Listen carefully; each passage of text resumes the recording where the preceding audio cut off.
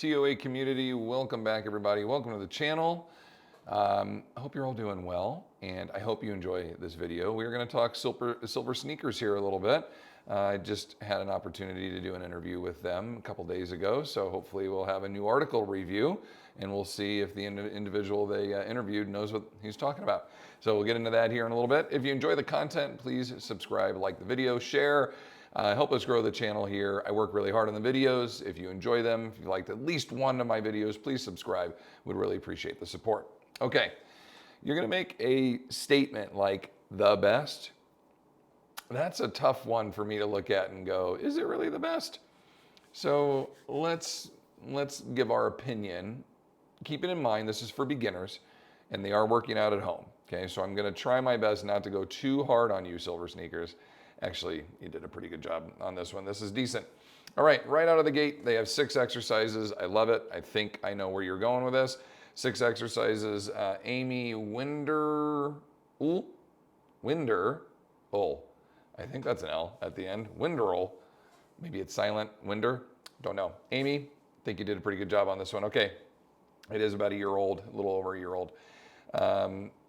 By now, you should probably know strength training. It helps on ward off age-related muscle loss, sarcopenia, keeps your bones dense and strong, osteopenia, and keeps mobility, reduces fall risks, etc. So we're starting off good, promising. This is usually where they drop the ball and they go into a bunch of body weight exercises and band exercises that do nothing and, well, I shouldn't say do nothing, but do minimal to overcome sarcopenia, bone density, everything they just discussed. So as they dive into this, they talk about a physical therapist that they spoke to and says, hey, these exercises are very functional, very specific here on helping people improve. That's all great. We also want to keep in mind multiple directions. We want to make sure we have ways to adjust, progress, regress, all good. And then we want to reduce and remove the idea of I don't know what to do. Let me give you a starting point. So beginners in mind, exercise number 1, the squat. I think that's a fantastic one. For a beginner, in my opinion, I think the sit to stand is a better way to start off because you're practicing the load, deload, unload, and then stand back up process of sitting down into a chair, getting back up over and over and over again. A true squat is actually pretty technical and pretty difficult to perform for an individual maybe doesn't have the strength or the coordination, the ability to maintain the proper position over and over again without taking that little unload reset. So I think you're probably going to do your client justice by, as a beginner, teaching them the sit to stand, but I can make an argument and go with you here, the squat. Very good. What I really liked about this was Amy, I think was her name. She gives a progression and a regression to every one of these. So nailed it, gives really good specific instruction on each exercise and how to perform it. And I loved that with each one of them, the progression was add more weight so you can build more strength and add bone density. Okay, love that. Now we go into number 2, the seated row. And of course, with most people, we're going to be using bands at home. I love the exercise. I couldn't agree more. I think you did a great job with the squat / sit to stand as your first one, going right into rows for the second. You nailed it. What I don't like about this one is the video and the way that they're doing the exercise itself. Remember, we're talking beginners, and a lot of our clients and beginners, older pops for sure, aren't going to be able to get to the floor, number 1. So they're either going to do this seated or standing, even for some clients. So fastening round bands to your feet, even if you loop them around like she did here, terrible idea. These round bands roll off the feet so easy. I've hit myself in the face multiple times with bands. I actually broke a pair of glasses in college doing very similar to this. Handles on the bands. I hooked it around my feet. I was rowing. I was like, oh, this is fine. I've got it cinched up really tight. And as I continued to go, it rolled right up my feet, smacked me right between the eyes, snapped my glasses in half, and could have done a lot of damage to me. Not too long after that, I was doing medicine ball passes with my coach. I was on number 15, he was on number 14, threw me one extra pass I wasn't ready for, and my brand new glasses that I just got shattered, smacked, stabbed me, glass all through my eyebrows, bleeding all over. It was a mess. So Took a couple to the face there a few months, a few weeks back to back. It was a tough month for me.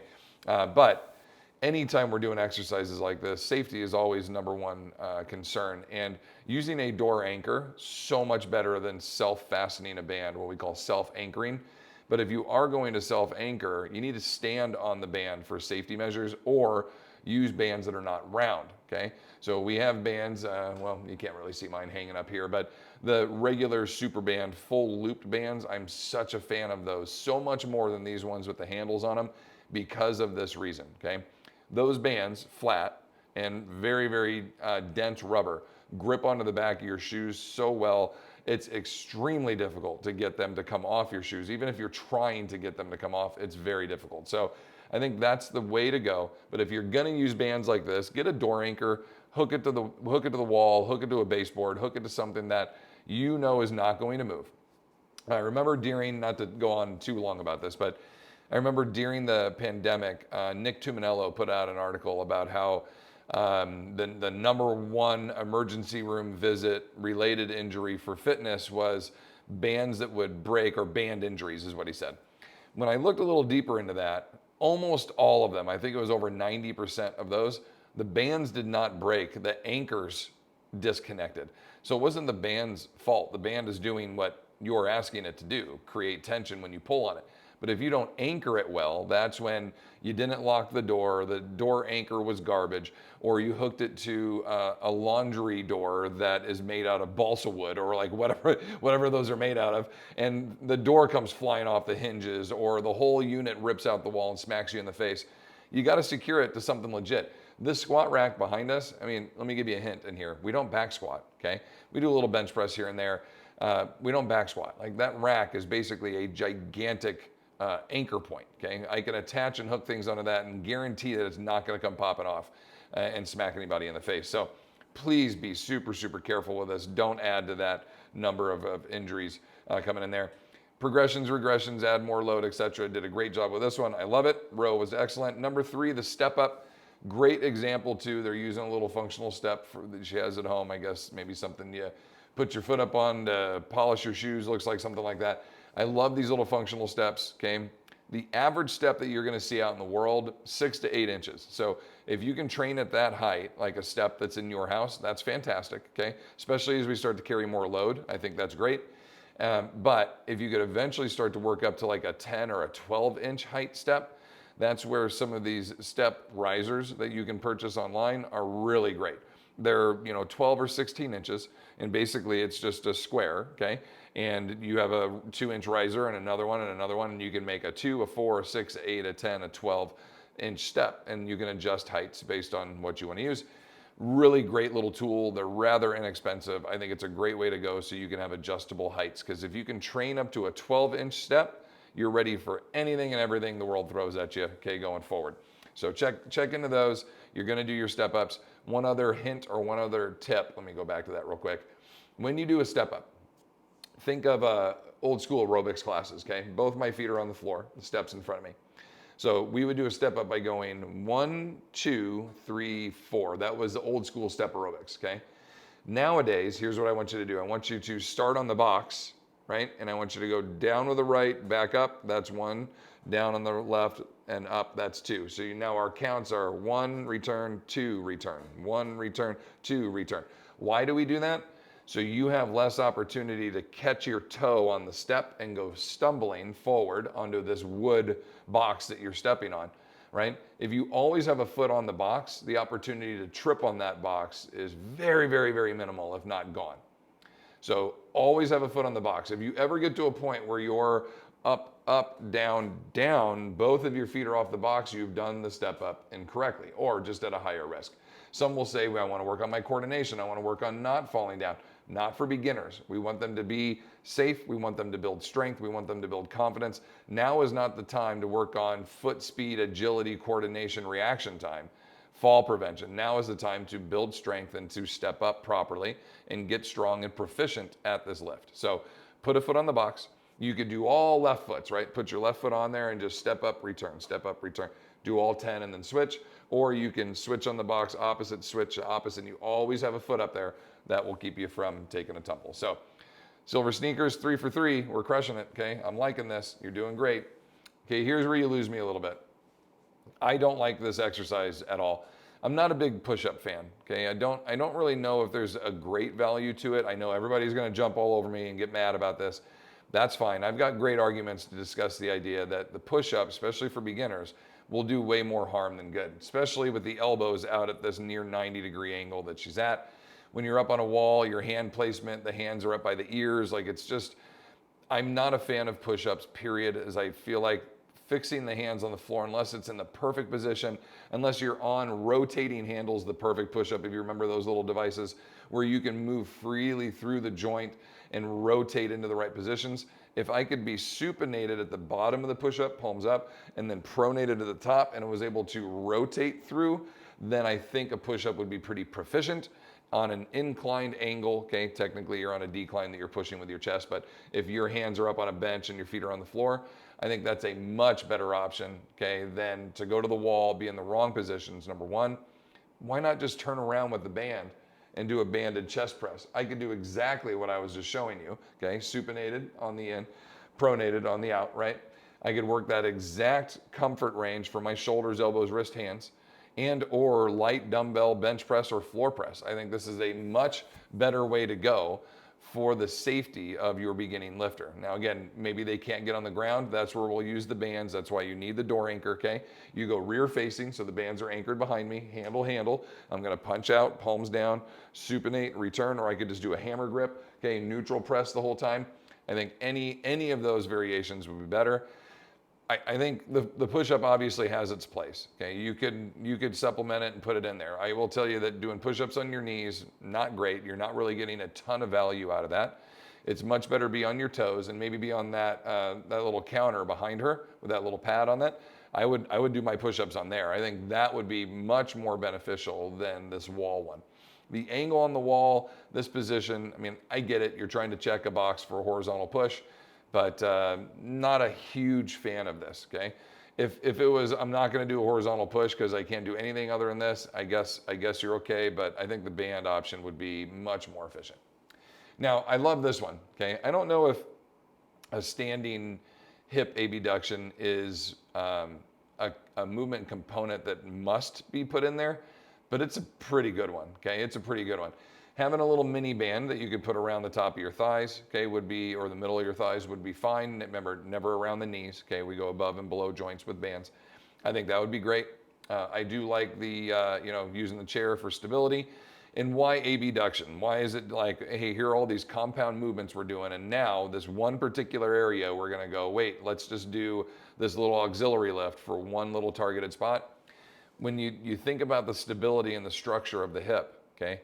We do a lot of stuff forward. We do a lot of sagittal stuff going forward. So typically the hip flexors are kind of overdeveloped in many cases. And then we squat and we step up and we glute bridge and we do a lot of other exercises that hopefully will develop our glutes and our hamstrings and work the back of our hip.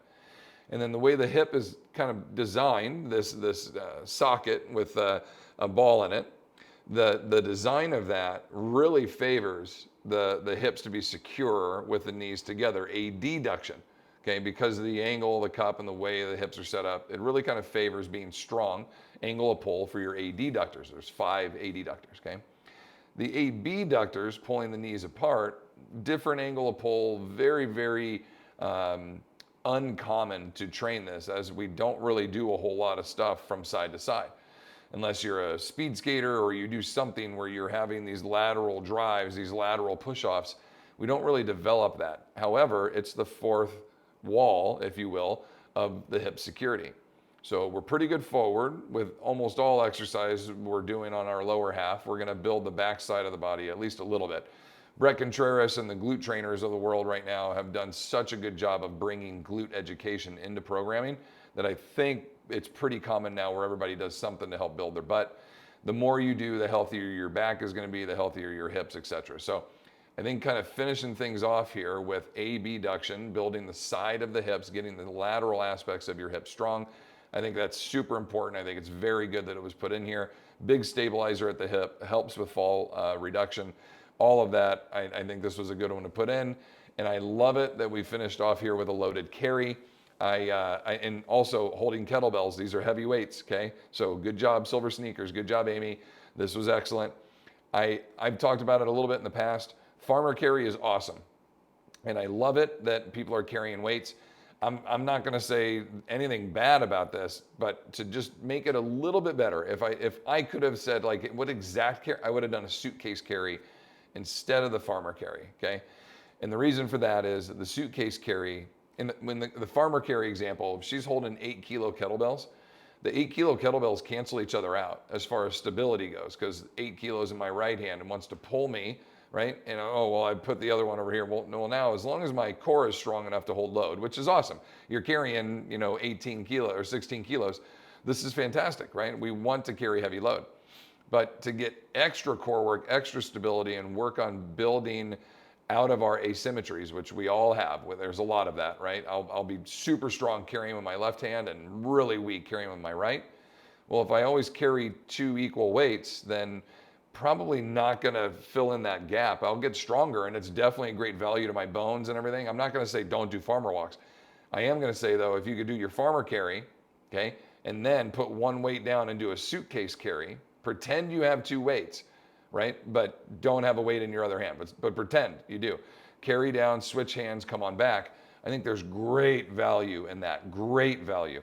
Okay, you start working on your QL, quadratus laborums, a lower back musculature that's pretty much responsible every time you throw your back out. That's the muscle that kind of gets exposed and it gets overreached and it stresses and it seizes, and then you're on the couch for 3 days, that kind of thing. Directly correlated with lateral stability, okay, and helping you stay upright. So if I hold in my right hand weight, my left QL is having to engage and hold me upright. So if my left QL is really weak, now it's getting strengthened, okay? But if I have a weight of equal load in my other hand, both QLs are just like, well, all I got to do is just stay on and keep you upright, but I'm not being overtrained or overstressed of one load on one side. Now, you can achieve this a little bit in a farmer carry if you carry 12 kilos in one hand and 8 in the other.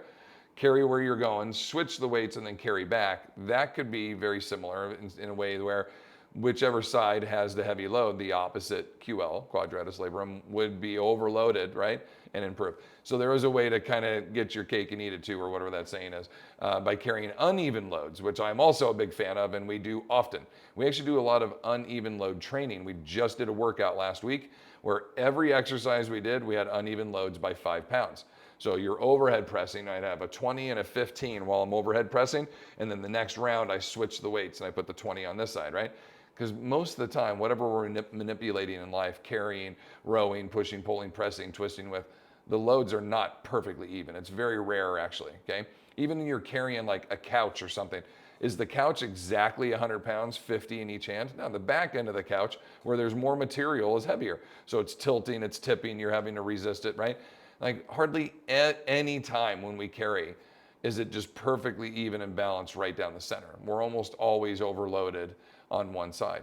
So let's train that way. I think it's a very valuable thing to put in there.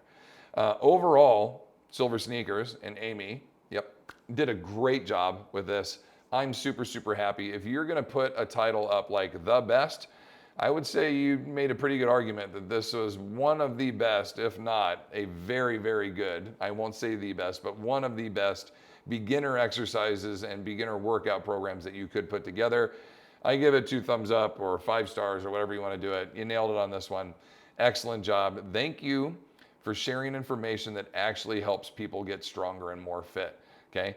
Not going to say every article is like this. There's quite a few you can see on my other videos where I've kind of torn them apart and we've found issues. And usually it's because you're claiming that you're doing strength training, but there's no load involved. And that is a very difficult argument to make. Actually, it's not a very good argument to make at all. You need external load, okay? It gets us into this discussion of, are you saying that you can't get strong with body weight? No, I'm not saying that. But I am saying after about 10 to 12, maybe 15 reps, are we still training strength? We are not. We're training muscular endurance. You're changing the system. You're changing the way. Now, you will get stronger. Of course, you're training your body and there's resistance and there's challenge, but it's training in a very different way. Okay, so we're looking at aging bodies that have soft bones, that have weak muscles, that have weak ligaments and joints. that are deconditioned. And how do you get all of that stronger quicker? With load. You need to move load. Your body needs to have something to push, pull, twist, lunge, row against, okay? You need that tension to overload the bones, that require the bones to build back more dense, that require the muscles to tear in a good way. This is good tearing, little microfiber tearing that causes that muscle to build back stronger and better. Now, mind you, you're not going to get too muscular, okay? Again, I always joke, 43 years now of attempting to get too muscular, and I still haven't achieved it. So you 70-year-olds that are just starting off, don't worry. You're not going to fill up your shirts and have to go up in size. What's happening? Actin, myosin, the two ends of the muscle, they hook together, okay? And as you do your bicep curls, those muscles start to stretch, and if the load is heavy enough, they'll actually start to tear a little bit, and the little fibers start to break apart. And then you stop exercising and you eat well and you sleep and you recover, and all those little fibers that just tore, they start to kind of rebuild and reconnect, but they bring buddies with them and they build a couple more. And so now you actually have hypertrophy where you've added fibers to your muscle. Maybe before you only had 1 million and now you have 1.1 million, right? Or whatever the numbers are, okay? You had 10 fibers before, now you have 12. We've built back a stronger and maybe a tiny bit bigger muscle. But at some point, okay, your body is only going to be able to redo that so many times. And instead of adding more muscle, it's going to be able to strengthen the binding site of the muscles. So I say not so many handshakes or more handshakes, but firmer handshakes. That's when you're no longer trying to get bigger, you're just trying to get stronger. And in the older adult case, 50 and over, if I have to put a number on it, you're trying to make your body stronger. Hypertrophy is not a bad thing, okay? Because you're probably deconditioned and under muscle heavily right now. So if I can add muscle and actually bulk you up, don't freak out, okay? I just mean add a little bit of muscle to you that helps support your stature and get your bones and your muscles dense and strong. This is a very good thing. This is a very good thing. If there's one message I can give any of you, who, especially if you're concerned, like, I don't want to get muscly, I don't want to get too bulky, okay? Train as hard as you can like you want to live for the rest of your life. Like you want to be strong and capable and able for the rest of your life, however long that will be. Train in a way that will help that become a reality, that will help you be tall and proud and capable and able, basically maintaining your independence the whole way through. And whatever your body looks like and becomes that way, I personally, I don't think you should care. I don't think you should care if your chest is 40 inches instead of 38. Like, who gives a damn what the measurements are? And if you had to adjust a clothing size a little bit for your body to be strong and healthy, who cares, okay? Don't let the looks of things or any of that get in the way of what your healthy, strong body is supposed to be. Because remember, we're all different, okay? We get stuck on this, like, I want to look like that. I don't want to get too bulky. I want to be really, really strong, but I don't want to look like it. Like, why? Why not look strong? Why not be the person that all of your friends are like, I want to be like Joyce. I want to kick ass like Joyce. I want videos of me on the internet from her trainer like Joyce, okay? I want to be an inspiration to other people. You can do that. Who gives a damn what size pants you're wearing, okay? We don't care. Nobody gives a shit. We all want you to be strong and healthy and capable and able and independent, okay?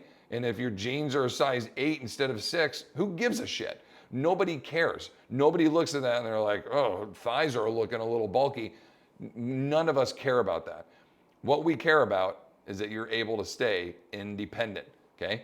This is a preaching point for me because I run into it all the time. So many people concerned with the look of becoming too muscular.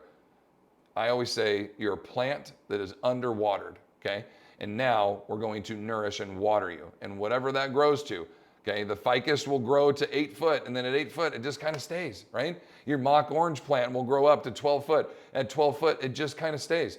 They don't just keep growing, right? Unless you start pumping testosterone and other stuff into them. At some point, you become what you're supposed to be, is my point. Let your body be, man. Be proud of that. Be strong, be fit, be independent. Because I don't want you to be bedridden at 75 and have 5 years of misery and die at 80. I want you to strap your boots on and keep kicking ass until you're 97 and just drop dead, totally happy, totally independent the whole life. And at the very end, you went out with your boots on. That's the way to live your life. And how are you going to do that? By doing workouts like this. Silver sneakers, you crushed it. Amy, great job. Y5 for you. I'm proud of you. You brought some really good content to a community of people who needed to hear it. Much love and appreciation to all of you. Please subscribe, ring the bell, share with your friends. I love and appreciate you. Have a great day and continue to fight your good fight against sarcopenia. Peace.